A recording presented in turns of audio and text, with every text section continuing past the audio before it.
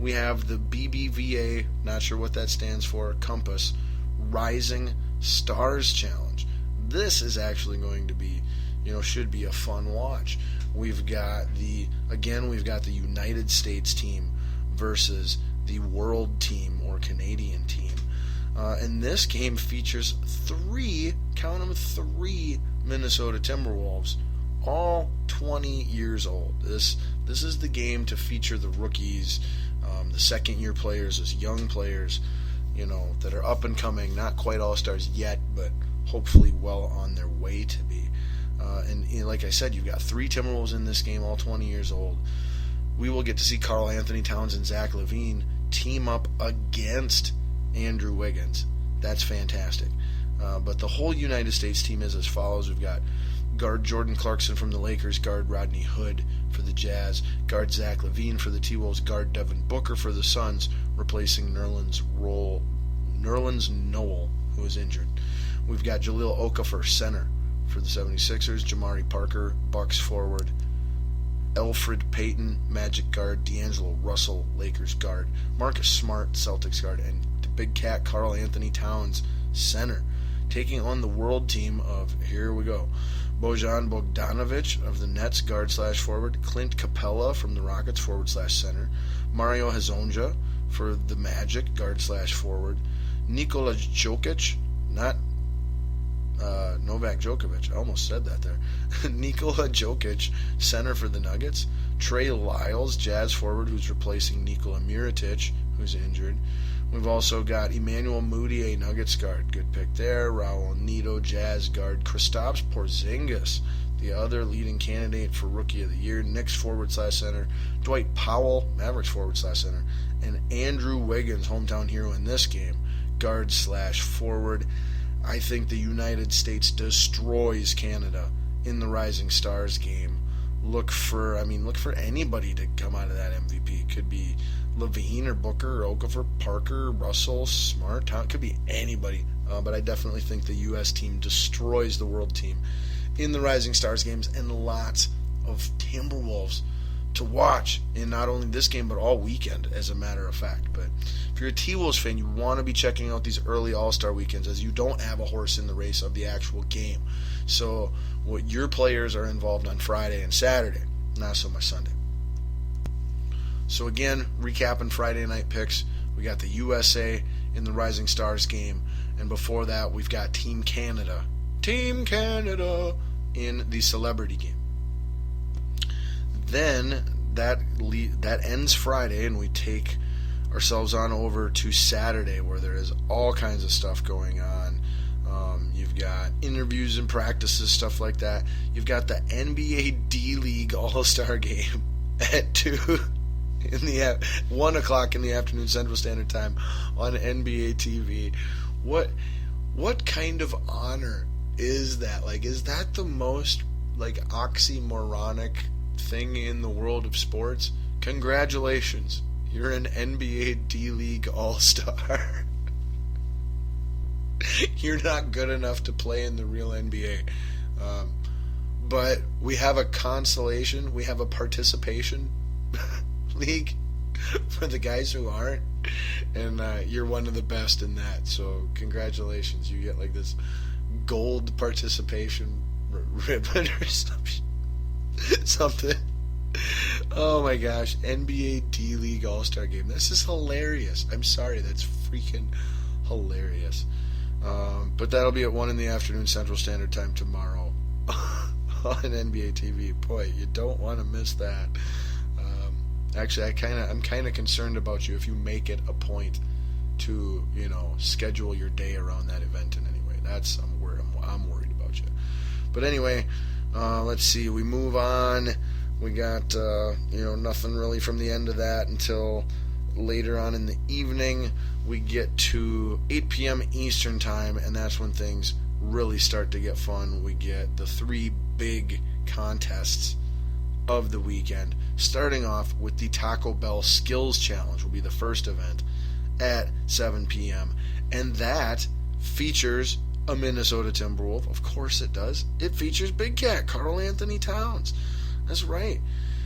Now this is the most big men that have ever been in this competition. It's, mostly been a guard forward type of competition. Last year's champion, Patrick Beverley, guard from the Houston Rockets, who, again, let's trade Rubio for that guy, or Wiggins and Rubio for him and Ariza, something like that.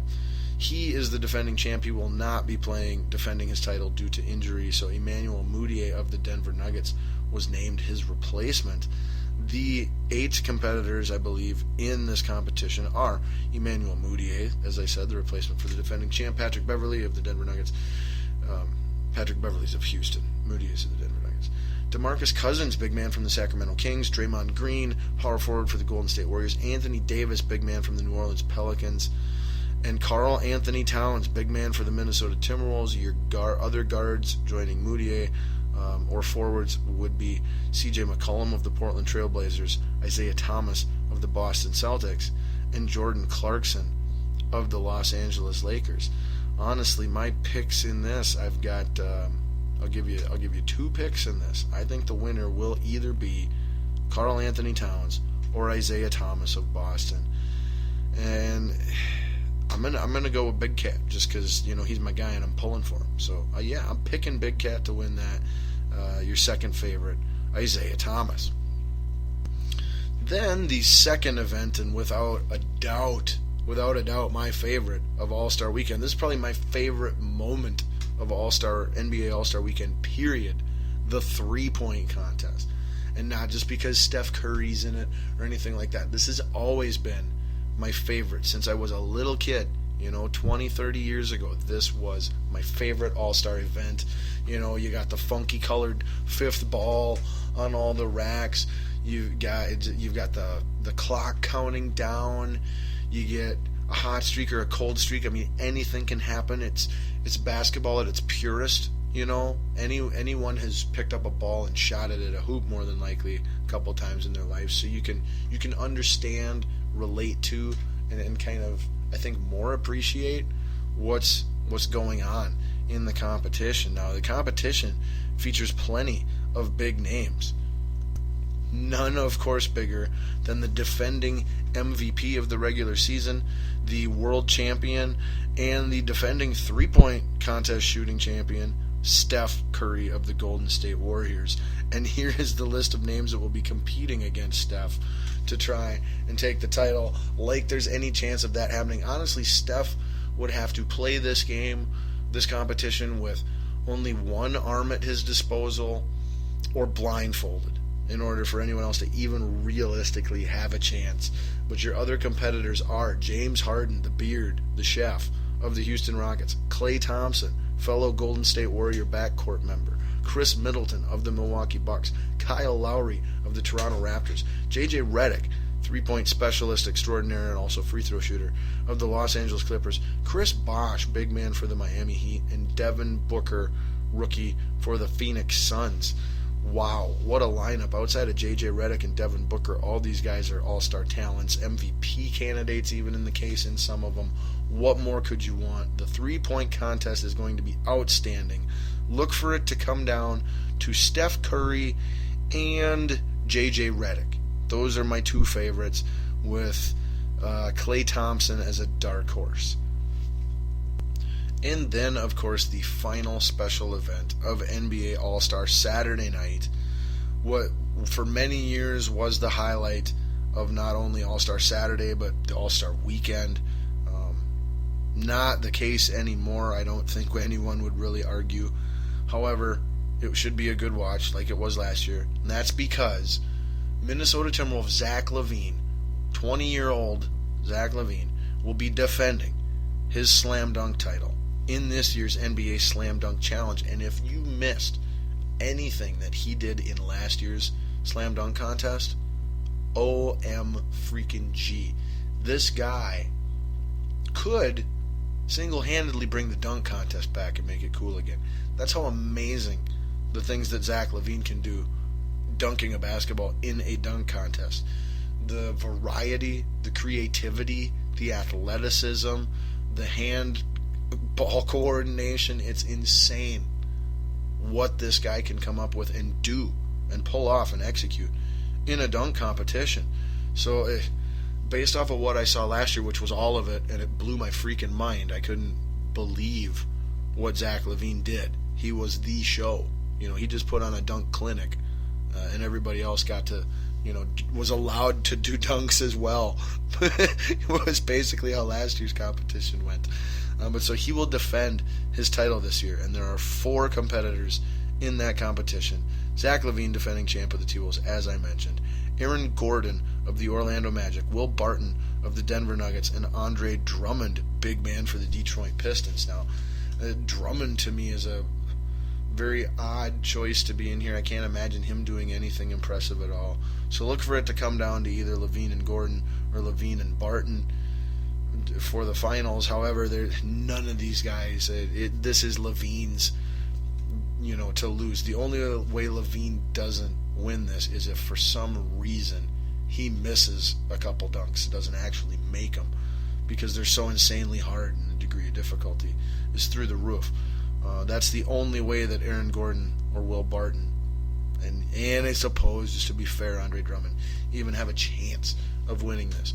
But even though it's not going to be competitive likely, and even though, none of these names are big names except for maybe LaVine just because he won it last year and because I live in Minnesota, and then Andre Drummond because he's a big man and he's actually good, signed a huge contract with Detroit this offseason.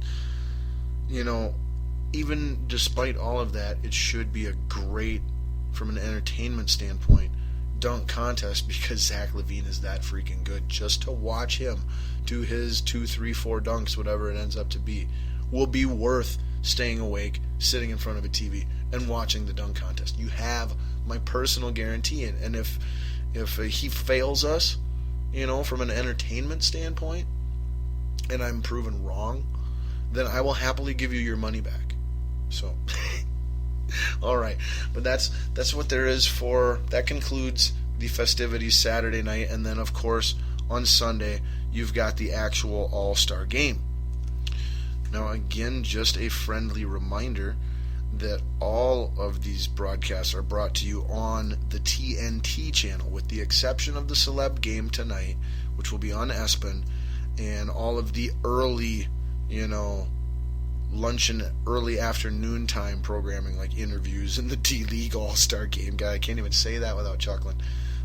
That stuff will be on NBA TV, but all the stuff you want to watch, with the exception of the celeb game, will be on TNT, headlined by the actual All-Star Game itself, which is scheduled to start at 7:30 p.m. Central Standard Time, Sunday night. All right, well, there we go. Done with Balls Dribble, and we're just under the 2-hour minute mark, so we are going to quickie the rest of the topics here best we can.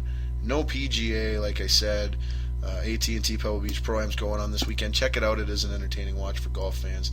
Twins, we got spring training coming here real soon. Pitchers and catchers and lineups, oh my. And we'll talk about that some other time. Now, technically, we do have a little bit of Balls Dribble yet to discuss. We won't check in on the college basketball top 25, but we will check in on college basketball just a little bit with with mine and possibly your Minnesota Gophers.